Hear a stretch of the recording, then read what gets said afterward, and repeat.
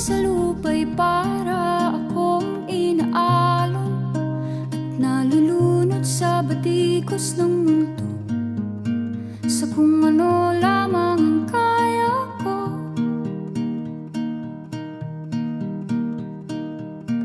Bigang-biga na sa mga problemang di masolusyonan agad, parang wala nang bukas.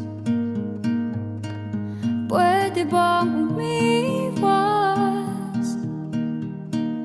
Hinahanap ang sarili, ngunit di nakakayanan sa ligaw na dinadaanan ko. Saan na to patungo? Saan ako patungo? Dahan-dahan